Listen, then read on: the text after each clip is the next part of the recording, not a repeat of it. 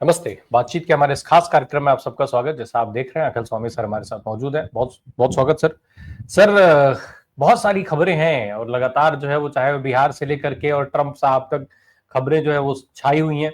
लेकिन कई खबरें ऐसी हैं जिनको जो चर्चा से बाहर है। अब समझ में ये नहीं आ रहा है कि चर्चा से बाहर हैं या जानबूझ करके इनको चर्चा से बाहर रखा जा रहा है। उसमें एक जो सबसे बड़ी खबर है वो उपराष्ट्रपति चुनाव को लेकर के है। अब भाई उपराष्ट्रपति का चुनाव होना है और कहा यह जा रहा है कि उपराष्ट्रपति ने इस्तीफा ही नहीं दिया। ये क्या खेल चल रहा है? अगर इस्तीफा नहीं दिया तो उपराष्ट्रपति का चुनाव कैसा? और अगर जो चुनाव तो ऑलरेडी अनाउंस है, डेट है, शेड्यूल सब कुछ हो चुका है, समर्थन भी मांगा जा रहा है, उपराष्ट्रपति वो उम्मीदवारी हो चुकी है, तो ये क्या चल रहा है? जय संविधान। देखिए रामप्रकाश जी, जो ये बात हो रही थी कि धनखड़ साहब अभी तक चुप क्यों हैं और धनखड़ साहब को अभी तक कोई भवन एलोकेट क्यों नहीं हुआ जो इनका अधिकार है, और ये क्या कारण है कि चौटाला साहब के फार्म हाउस में उनको रहना पड़ रहा है। देखिए अब ये पता चल रहा है कि उन्होंने रिजाइन किया ही नहीं। जब उन्होंने रिजाइन किया ही नहीं तो इलेक्शन किस बात का हो रहा है? क्योंकि देखिए ये सूचनाएं हैं। एक सूचना तो ये है कि जो विधान के अनुसार, नियम के अनुसार राष्ट्रपति और उपराष्ट्रपति का जो इस्तीफा है वो हैंड रिटेन होना चाहिए, टाइप्ड नहीं होना चाहिए।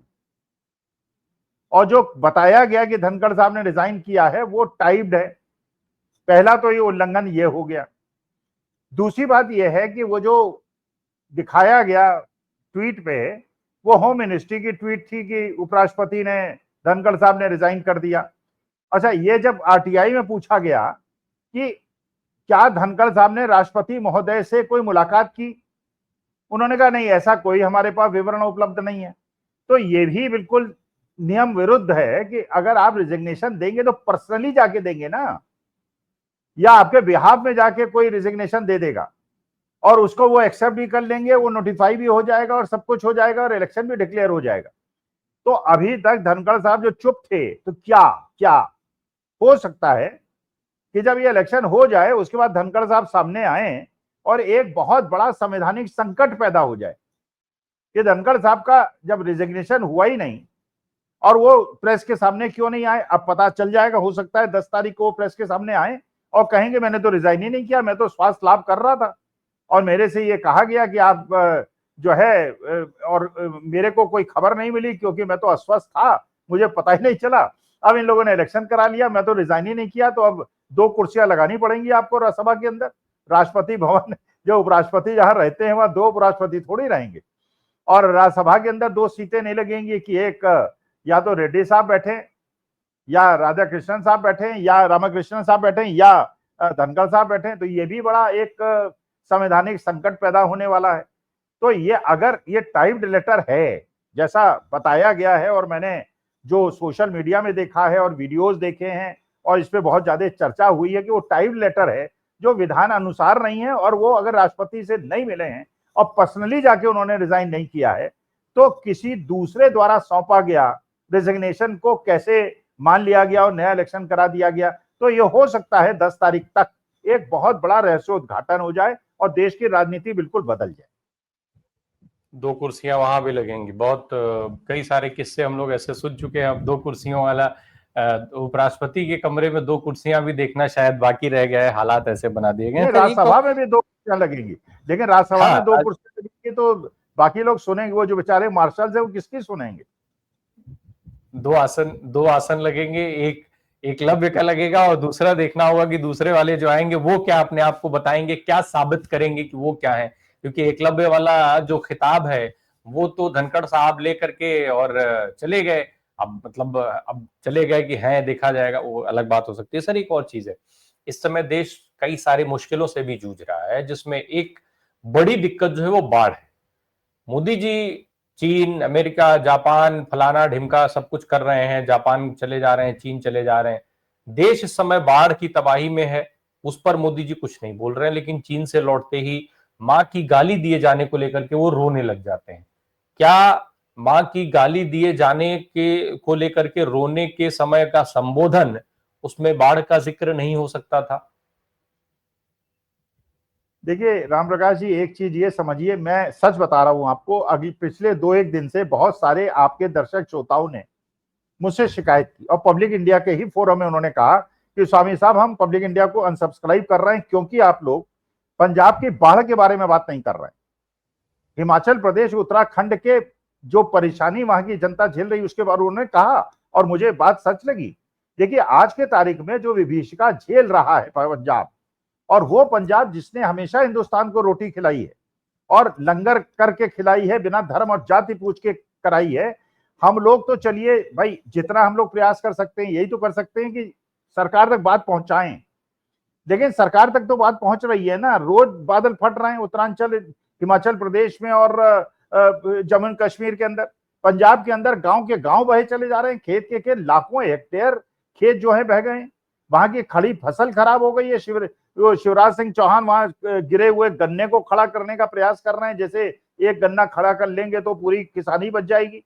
तो ऐसे समय में जिस पंजाब ने हमेशा हमारे साथ खड़े होकर हमारे को रोटी खिलाई है, आज वो परेशानी में है तो मोदी जी एक शब्द नहीं बोल रहे हैं, अफगानिस्तान के बारे में बोल रहे हैं। वो ट्वीट करने का फुर्सत है उन्हें अफगानिस्तान के बारे में? तो देखिए मैंने तो उस दिन से निर्णय ले लिया था कि हर चर्चा में राम प्रकाश जी चाहे रिलेवेंट हो ना हो, पंजाब, उत्तराखंड, हिमाचल प्रदेश और जम्मू एंड कश्मीर के अंदर जो विभीषिका आई हुई है, घर उजड़ रहे हैं, होटल बह रहे हैं, पूरे के पूरे पर्यटन स्थल बह रहे हैं, धराली और धरासू टाइप के। ऐसे समय में हम देशवासियों का कर्तव्य है, और ये अंबानी अडानी जी का भी कर्तव्य है कि कम से कम 5-5, 10-10 हजार करोड़ रुपए डोनेट करें और वहां पे लोगों को मकान, टेम्परेरी मकान और खाने की व्यवस्था कराई जाए। पीएम केयर फंड में जो हजारों करोड़ रुपए इकट्ठा किया गया है, जिसका कोई ऑडिट नहीं हुआ, हमें पता नहीं कि वो पैसा कहां खर्च हुआ, वो पैसा भी पंजाब और इन चारों स्टेट के लिए खर्च किया जाए। अगर गुजरात के अंदर कुछ हो गया होता तो सारा का सारा पीएम केयर फंड वहां लगा दिया गया होता, पूरे हिंदुस्तान का पैसा इकट्ठा करके लगा दिया होता। तो क्या ये सौतेले बेटे हैं? ये हमारे सगे भाई हैं, और इन लोगों ने हमेशा हम लोगों को बचाया है। पंजाब ने, हिमाचल, ये सब बॉर्डरिंग स्टेट्स हैं, तो इनके लिए बिल्कुल ये पक्का ये होना चाहिए, मोदी जी पे दबाव बनना चाहिए कि आप जो है तुरंत राहत वहां पे सप्लाई करें। और आपने क्या एक भी निक्कर वाले को पंजाब के अंदर, हिमाचल के अंदर, उत्तराखंड के अंदर और कश्मीर के अंदर सेवा करते हुए देखा है? अभी देखिए, अभी हम वीडियो में कह रहे हैं, कल तक वो अपना आर्टिफिशियल इंटेलिजेंस से फोटो बना के और वो दिखा देंगे कि हम लोग देखिए कितनी मेहनत कर रहे हैं। कोई नहीं दिखाई पड़ रहा है। गांव और इंडिया के पंजाब वालों को सलाम करता हूं, प्रणाम करता हूं। वो कुत्तों को बचा रहे हैं, वो भैंसों को बचा रहे हैं, अपनी जान देने के उसमें बचा रहे हैं। हरियाणा से हजारों ट्रकें पंजाब की तरफ जा रही हैं, अन्य भर भर के, और हरियाणा वाले कह रहे हैं कि हमारे भाई हैं पंजाब वाले, इन्होंने, ये हमारा भाईचारा है और हम भाईचारे को निभाएंगे। तो इस समय देश के हर व्यक्ति का कर्तव्य है, लेकिन हम पीएम केयर फंड में इसलिए नहीं दे सकते कि वो चुनावी प्रचार के लिए मोदी जी यूज कर लेंगे बिहार के लिए। वो आंसू बहाते हैं बिहार में जाके, आंसू बहने चाहिए पंजाब और उत्तराखंड और हिमाचल प्रदेश और जम्मू एंड कश्मीर के लिए, क्योंकि बिहार के अंदर इलेक्शन है तो इसलिए वहां लगे हुए हैं। सर पंजाब में, भाई पंजाब हो या जम्मू कश्मीर, भारतीय जनता पार्टी की सरकार तो है नहीं, तो मोदी जी चिंता क्यों करें? भाई उत्तराखंड में भाजपा की सरकार है, तो जब तबाही मची थी तो उन्होंने पूछा था ना, उसका हालचाल लिया था। आपने मीडिया में देखा होगा कैसे दिखाया गया था कि प्रधानमंत्री ने एक एक चीज की पर्सनली जानकारी ले रहे हैं, मॉनिटर कर रहे हैं एक एक चीज को लेकर के। तो ये जब उत्तरकाशी में के धराली में जब बादल बादल फटे थे तो आप सबने वो न्यूज देखी है। तो उत्तराखंड में भाजपा की सरकार है, उन्होंने उसका केयर किया। पंजाब में सरकार नहीं है भाजपा की, तो क्यों चिंता करें? जम्मू कश्मीर में भाजपा की सरकार नहीं है, वो क्यों चिंता करें? हिमाचल प्रदेश में भाजपा की सरकार नहीं है, वो क्यों चिंता करें मोदी जी इसकी? तो इसका माने मोदी जी उन्हीं प्रदेश के प्रधानमंत्री हैं जहां पे भारतीय जनता पार्टी की सरकार है। तो क्या ये पंजाब वाले सही? तो केवल गुजरात के हैं सर। बिहार में गए थे, बिहार में चुनाव है, आपको ठीक से याद होगा। बिहार में गए तो उन्होंने क्या कहा कि हम आपको 4 मजदूर रेल दे रहे हैं। लेकिन जब गुजरात में गए तो क्या कहे कि हम आपको इतनी फैक्ट्रियां दे रहे हैं। तो आखिर प्रधानमंत्री गुजरात के ही तो हुए ना, फिर इस हिसाब से यही आरोप तो लगा रहा है आरजेडी से लेकर के वो तमाम विपक्ष। अरे जीएसटी भी उन्होंने ढोकला फाफड़ा में खत्म कर दी। हमारे पंजाब, उत्तर प्रदेश, हरियाणा वाले जो खाते हैं उस पर खत्म ही नहीं। अच्छा, बंद भी कराया तो बिहार में कराया, गुजरात में नहीं कराया। भाई मोदी जी तो गुजरात के बेटे हैं ना, तो अगर भावना को ठेस पहुंचनी चाहिए थी गुजरात वालों को पहले पहुंचनी चाहिए। गुजरात वालों को ठेस नहीं पहुंची, बिहार वालों को ठेस पहुंच गई। अच्छा, उस ठेस पहुंचने के चक्कर में राम प्रकाश जी आपने देखा होगा, मां बहन की गालियां दी गई, औरतों को पीटा गया, प्रेग्नेंट वुमेन को हॉस्पिटल नहीं पहुंचने दिया गया, जो साड़ी की दुकानें थी उनको लूटा गया और मां बहन की गालियां दी गई। तो ये किस प्रकार का न्याय है? अरे जिसने गाली दी थी वो जेल में चला गया। अच्छा वो भी लग रहा है स्पॉन्सर्ड है, प्रायोजित है, क्योंकि वो आदमी जो है वो बिल्कुल स्पष्ट रूप से बोलता है, उसकी वीडियो बनती है, पूरी तरह से वो बात फैल जाती है। मोदी जी वहां ठाके लगाते हुए चीन में दिखाई पड़ते हैं, वहां उनको दुख नहीं होता जब पता चलता है कि उनकी माता जी को गाली दी गई। और जैसे ही लौटते आते हैं वो बिहार का अपना चुनाव का फायदा पहुंचाने के लिए फिर वो एक वो दे देते हैं और उसमें पूरा बिहार बंद का नारा दे देते हैं। तो बिहार बंद का नारा दिया आपने, गुजरात में क्यों नहीं बंद किया लोगों ने स्पॉन्टेनियसली अपने आप?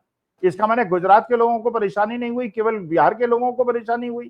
तो ये देखिए ये जो पूरा मैसेजिंग है, ये अभी तक तो एक आदमी ने गाली दी थी, आज बिहार के वो लोग जो बेचारे, लड़की है स्कूटी चला रही है, उसे ऑफिस जाना है, उसकी नौकरी का प्रश्न है, उसको नहीं जाने दिया गया। अच्छा पुलिस भी उनका समर्थन कर रही है, पुलिस भी ये कह रही है कि बंद जो है इलीगल होता है, इसको इस प्रकार से।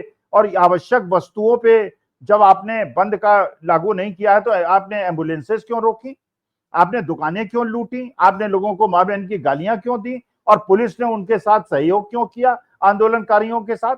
इधर तो आप गांधी मैदान के अंदर राहुल गांधी को मीटिंग करने की, रैली करने के लिए अनुमति नहीं देते, और वहां बंद करने की अनुमति भारतीय जनता पार्टी और जेडीयू वालों को दे देते हैं।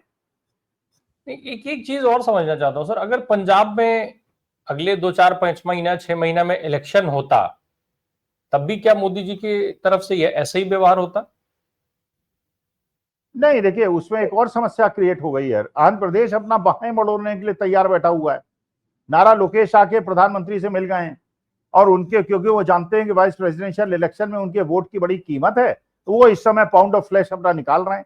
लेकिन आप खुद अपने विवेक का उपयोग कीजिए कि इस समय जब आपके पास लिमिटेड पैसा है, पंजाब के जो 50,000 करोड़ रुपए आपको देने हैं सेंट्रल गवर्नमेंट को, वो क्यों नहीं दे रहे हैं? 50,000 करोड़ वो नहीं दे रहे, हजारों करोड़ों का नुकसान हो गया वो नहीं दे रहे, नारा लोकेश को दे देंगे क्योंकि आपको वाइस प्रेसिडेंशियल इलेक्शन की चिंता है। तो आपको केवल इलेक्शंस की चिंता होती है, देश की जनता की चिंता होती है। भाई हम लोग अगर मान लीजिए, मैं अगर मान लीजिए पंजाब का रहने वाला होता, तो क्या केवल इस बात के लिए दंड मिल जाएगा कि पंजाब के लोग जो है भारतीय जनता पार्टी को वोट नहीं देते, इसलिए उनको डूबने दिया जाएगा और मरने दिया जाएगा? और पंजाब हरियाणा के लोग जो है स्वर्ण पदक जीतते हैं ओलंपिक में, कॉमनवेल्थ गेम में, और जो बजट है, स्पोर्ट बजट है, वो गुजरात को दे दिया जाता है। तो हमें तो आपत्ति होगी भाई, हम भी तो भाई हैं, गुजरात वाले भी जिस भारत माता के बेटे हैं उसी के पंजाब हरियाणा यूपी वाले भी हैं। तो ये थोड़ी है तमिलनाडु को नहीं देंगे, साहब वेस्ट बंगाल को नहीं देंगे क्योंकि अपोजिशन की सरकार है। अरे हिमाचल प्रदेश में रोज बादल फट रहे हैं, उत्तराखंड में रोज बादल फट रहे हैं, जम्मू कश्मीर में रोज बादल फट रहे हैं, सड़कें टूट रही हैं, पुल के पुल टूट रहे हैं, और कोई सुनवाई नहीं है, कोई ट्वीट नहीं है, कोई बात नहीं कर रहा, कोई राहत नहीं दे रहा। सर एक और चीज है जो बहुत जरूरी, जिस पर बातचीत होना मुझे लगता है, जो जिस तरीके से बिहार के अंदर एसआईआर हुआ, फिर उसके बाद राहुल गांधी का जिस तरीके से वोट चोरी पर एक बड़ा खुलासा हुआ, अब तैयारी हो रही है कई सारी सीटों पर ये खुलासे करने के, जिसमें शायद वाराणसी भी है। अब उसको वो एटम बम के बजाय हाइड्रोजन बम कह रहे हैं। तो राहुल गांधी का ये जो हाइड्रोजन बम है उसकी भी खबरें आ रही हैं, बहुत जल्दी वो भी फूट सकता है। लेकिन अब अगर इस हाइड्रोजन बम फूटने का क्या इफेक्ट देख रहे हैं आप? एक एटम बम फूटा तो बिहार में इस तरीके का जन समर्थन मिला, हालांकि वहां पर एसआईआर भी चल रहा है, बहुत 65 लाख लोगों के नाम काट दिए गए, तो उसका भी एक फायदा शायद इंडिया गठबंधन को हुआ। लेकिन ये हाइड्रोजन बम जब फूटेगा तो उसके बाद की तस्वीर को कैसे देख रहे हैं आप? देखिए ये बात तो राम प्रकाश जी बिल्कुल पक्की हो गई है कि मोदी जी की सरकार अस्थिर है, और ये रेवंत रेड्डी ने बड़ा स्पष्ट कहा कि मैं जो बात करता हूं आज तक कभी गलत सिद्ध नहीं हुई है, और अगले 4 5 महीने के अंदर ये सरकार गिर जाएगी। अभी तक भारतीय जनता पार्टी संसदीय दल की बैठक मोदी जी ने बुला के अपने को नेता नहीं चुना है। He is a not a legal prime minister, NDA के नेता हैं वो, अपने भारतीय जनता पार्टी के नेता नहीं है। वसुंधरा राजे जिस प्रकार से एक्टिव हो गई हैं, और जिस प्रकार के राजस्थान के मेंबर ऑफ पार्लियामेंट्स को मोदी जी ने डिनर पे बुलाया है, क्योंकि राजस्थान के अंदर भी बगावत के सुर हैं। चंद्रबाबू नायडू और वाईएसआर कांग्रेस के जगन रेड्डी, वो लोग भी विद्रोह करने के लिए तैयार हैं, पटनायक साहब भी तैयार हैं। तो 9 तारीख को तो पहली बाधा है। जैसे बाधा दौड़ आपने देखी होगी ना, बचपन में दौड़े होंगे, पहले छोटी बाधा होती है फिर बड़ी बाधा होती है। पहली बाधा तो है 9 तारीख को वाइस प्रेसिडेंट, और उसके बाद हो सकता है धनखड़ साहब अनाउंस कर दें कि ये इलेक्शन इलीगल है और मैं वाइस प्रेसिडेंट हूं और मैं तो जाके वहां बैठूंगा, मुझे मार्शल रोक लें। देखते हैं कैसे रोकते हैं, क्योंकि आई एम नॉट रिजाइंड। और 10 तारीख को राहुल गांधी विस्फोट करने वाले हैं। हिमाचल प्रदेश के अंदर 30 सीटों का विवरण देने वाले हैं, डाटा सहित, प्रूफ सहित, और काशी का भी देने वाले हैं। गुजरात वाले भी तैयारी कर रहे हैं, मध्य प्रदेश वाले भी तैयारी कर रहे हैं। हर प्रदेश के अंदर कम से कम राजस्थान की 5 सीटों पे इन लोगों ने हेराफेरी की है, कर्नाटका के अंदर 7 सीटों पे की है, पूरे हिंदुस्तान में 100 सीटों पे की है। तो लेकिन ये अब हिमाचल में धीरे, तो कांग्रेस की सरकार है सर, हिमाचल में तो कांग्रेस सत्ता में है। नहीं तो सरकार सत्ता में होने से क्या होता है, कर्नाटका में भी सरकार सत्ता में थी, लेकिन केंद्रीय चुनाव आयोग के अंतर्गत सारे अधिकारी आ जाते हैं ना, तो वो उसके बाद अगर आप वोटर लिस्ट में ही हेर फेर कर देंगे और उसके बाद अब उसमें वहां के लोग क्या करेंगे बेचारे। अब जैसे अभी आप देखिए बिहार के अंदर किया इन्होंने एसआईआर में, लोगों ने फॉर्म भरे नहीं है, बीएलओ ने अपने आप ही दस्तखत कर दिए हैं, फोटो लगी नहीं है, क्या फॉर्म अपलोड हुए, लीगल हुए, जस्टिफाइड हुए, नहीं हुए। उसके बाद केंद्रीय चुनाव आयोग ने अपनी लिस्ट जारी कर दी, मरे को जिंदा बता दिया, जिंदों को मरा बता दिया। अरे कौन सी लिस्ट बीएलओ ने भेजी है और कौन सी केंद्रीय चुनाव आयोग ने फाइनली पब्लिश किया, उसके बीच में मिलान तो नहीं होगा ना। अच्छा, जब ये पहले इलेक्शन हुआ है 2024 में, तब तो मोदी जी ने कहा था ना इस बार 400 पार, तो उस समय तो हर अधिकारी डरा हुआ था पूरे हिंदुस्तान का कि सरकार तो इन्हीं की बननी है, जब सरकार बननी है तो इनसे पंगा कौन ले। आज वो स्थिति नहीं है। आज जो सरकारी अधिकारी बिहार के अंदर इलेक्शन ड्यूटी में होंगे, उनको ये पूरा पता है कि अगर बेईमानी नहीं हुई तो तेजस्वी यादव मुख्यमंत्री बनेंगे, सबकी खाट खड़ी कर देंगे फिर, इसलिए वो बेईमानी भी इस बार नहीं कर पाएंगे। पिछली बार तो उनको था कि मोदी जी ही जीतेंगे, क्योंकि चुनाव आयोग पूरी तरह सेट हो चुका है। राजीव कुमार जी और ज्ञानेश कुमार जी बिल्कुल एक इस तरह से काम कर रहे हैं as if they are the chief election commissioner of Bharatiya Janata party, not of India. तो जैसे मोदी जी आप बता रहे हैं कि वो वहां के अपने भारतीय जनता पार्टी जो रूल्ड स्टेट है उसी के प्राइम मिनिस्टर है, हमारे नहीं है, क्योंकि हमारी स्टेट के अंदर उनका, तो ये तरीका नहीं है भाई। You are the prime minister of whole of India, पूरे हिंदुस्तान का। मणिपुर जाने की बात कर रहे थे, अरे यार मणिपुर 2 साल के बाद क्या करने जा रहे हो, जब आग लगी थी तब जाते। अब पंजाब में जब बाढ़ खत्म हो जाएगी, वहां के लोग लड़ पड़ के जीत जाएंगे, उसके 3 साल के बाद आप जाके राहत देंगे। और सारा का सारा पैसा जो है गुजरात को दिए चले जा रहे हैं, इंडस्ट्रियलाइजेशन गुजरात को दिए चले जा रहा है। उत्तर प्रदेश बिहार वालों को धार्मिक मुद्दों पे उछाल रखा है आपने।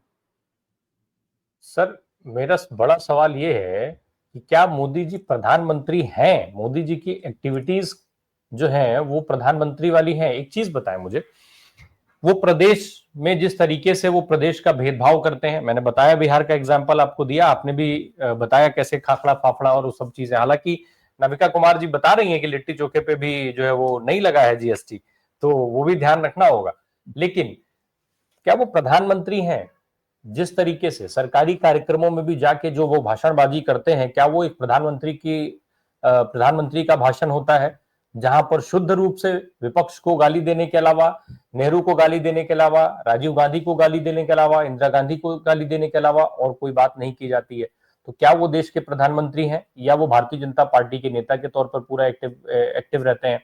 प्रदेशों के बीच में भेदभाव की बात हम लोग कर ही रहे हैं लगातार, तो क्या प्रधानमंत्री हैं? यही अपने आप में एक बड़ा सवाल नहीं है? देश प्रदेश का तो बात ही छोड़ दिया जाए। अरे एक चीज और बताइए, ये तो चलिए देश के अंदर जो हो रहा है आप खुद देख रहे हैं और आपने बताया।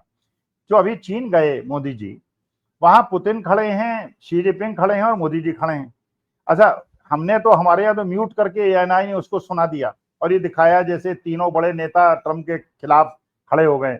रूस वालों ने भाषा भी सुना दी, उसका वीडियो भी ऑन कर दिया।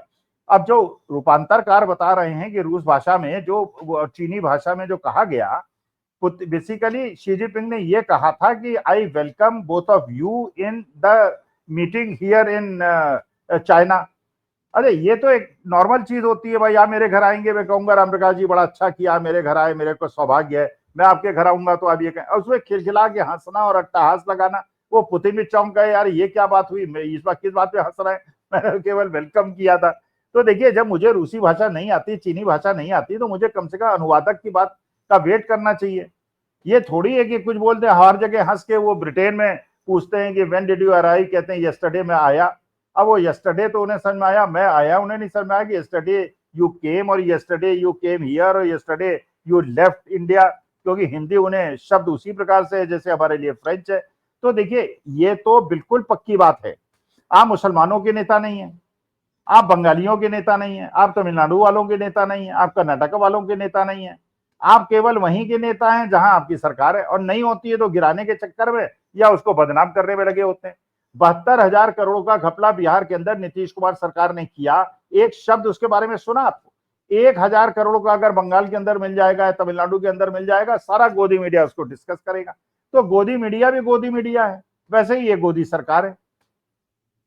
सर, महादेव ऐप को लेकर के कितना कुछ किया प्रधानमंत्री ने, कितना कुछ बोला, क्या वो तो उसका तो कहीं वो नहीं था कि वो तो जो 400-500 करोड़ का आरोप लग रहा था भूपेश बघेल पे, मोदी जी उसको लेके भाषण देते थे लंबा लंबा, वो अलग बात है।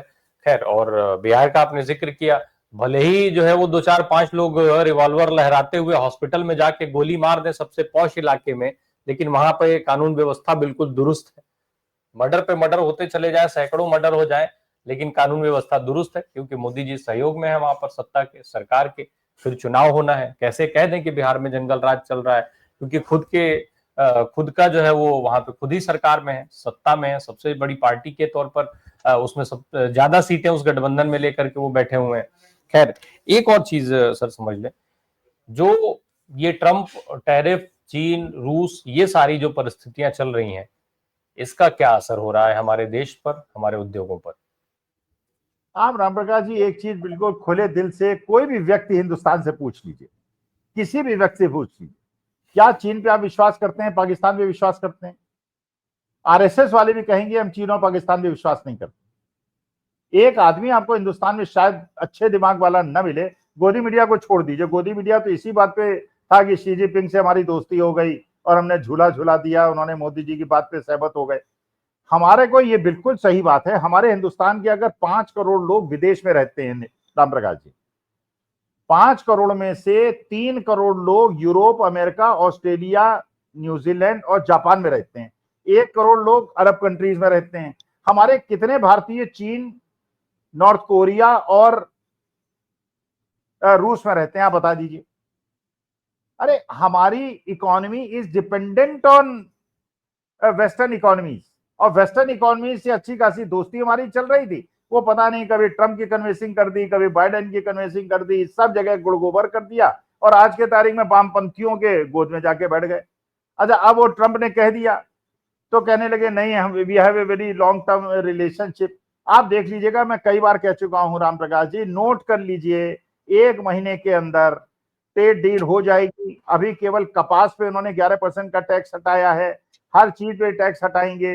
भारत के अंदर हमारे किसान बर्बाद हो जाएंगे। मोदी जी को किसी चीज की कोई चिंता नहीं है, उन्हें केवल चिंता इस बात की है कि उनके गुजराती पूंजीपति मित्रों का बिजनेस चलता रहे। He doesn't care for us. अगर he would have cared for us तो रूस से 30% कम दाम पे तेल मिलने के बाद अगर 30% हमारे पेट्रोल और डीजल पे दाम कम कर दिया जाए, हमारी उतनी बचत हो जाएगी जो जीएसटी की बचत से 4 गुनी ज्यादा होगी। तो जीएसटी का नौटंकी मत कीजिए। पेट्रोल डीजल पे जब रूस से 35-40% आप तेल खरीद रहे हैं और 30% रिड्यूस दाम पे ले रहे हैं, तो हमारे दाम 20% कम कर दीजिए, महंगाई अपने आप खत्म हो जाएगी। बिल्कुल, चलिए, मुझे लगता है मोदी जी आपकी बात सुने निश्चित तौर पे, ताकि देश को राहत मिल सके, क्योंकि वो ज्यादा जरूरी है। अब भाई रूस से 30% सस्ता तेल खरीद करके केवल अंबानी जी माल बनाएंगे, तब तो फिर देश के लोग कीमत चुकाएंगे ही, जो चुका रहे हैं लंबे समय से। बहुत बहुत धन्यवाद सर हमसे बात करने के लिए। Thank you so much.